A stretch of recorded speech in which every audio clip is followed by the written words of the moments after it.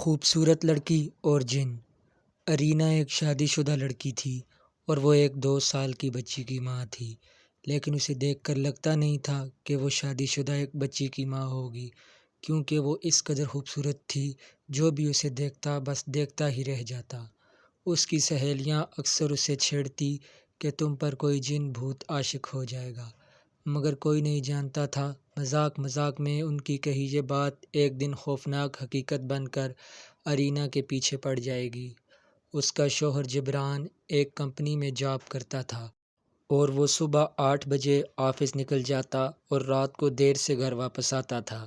Irina تب تک گھر میں اکیلی ہوتی اور اپنی بیٹی کے ساتھ کھیلتی رہتی۔ ان کے گھر کے پاس رہنے والے پڑوسی بہت اچھے لوگ تھے، اس لیے جبران کبھی ارینا کے گھر میں اکیلے ہونے پر فکر مند نہیں ہوا۔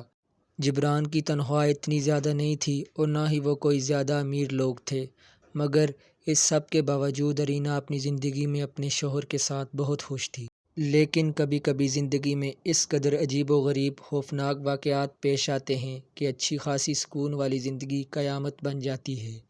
ایسا ہی ایک دل دہلا دینے والا واقعہ ارینا کے ساتھ پیش آیا۔ ایک صبح جبران آفس کے لیے نکل گیا۔ ارینا نے گھر کا دروازہ اچھے سے بند کر دیا۔ وہ ہمیشہ جبران کے جانے کے بعد گھر کے دروازے اندر سے بند کر دیتی تھی۔ حسب معمول وہ گھر کے کام کر رہی تھی اور اس کی بیٹی کمرے میں سو رہی تھی، جب اچانک اسے گھر میں کچھ گرنے کی آواز آئی۔ ایسا لگا جیسے چھت سے کوئی بھاری چیز گر گئی ہو۔ ارینا کچن سے نکل کر باہر آئی تو حیران رہ گئی۔ سامنے ایک نوجوان آدمی کھڑا تھا اور ارینا اس آدمی کو اپنے گھر میں دیکھ کر بری طرح حیران تھی۔ آخر وہ کون تھا اور اس کے گھر میں کیسے آیا، کیونکہ گھر کے سارے دروازے اندر سے بند تھے۔ اس آدمی کو دیکھ کر ارینا اتنی حیران تھی کہ چیخ بھی نہیں سکی، پھر ہکلاتے ہوئے بولی، کون ہو تم اور میرے گھر میں کیا کر رہے ہو؟ اس آدمی نے ہنستے ہوئے کہا، میں اگر تمہیں بتا دوں کہ میں کون ہوں تو تم یقین نہیں کر پاؤ گی۔ ارینا اس کی بات سن کر حیران ہوتے ہوئے بولی، تم جو بھی ہو میرے گھر سے نکل جاؤ، نہیں تو میں اپنے شوہر کو بلا لوں گی۔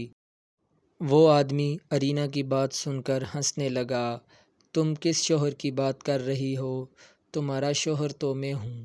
ارینا نے غصے سے اسے دیکھا، کیا بکواس کر رہے ہو؟ جو بھی ہو نکل جاؤ تم میرے گھر سے، نہ تو تم مجھے اپنے گھر سے باہر نکال سکتی ہو اور نہ ہی اپنی زندگی سے۔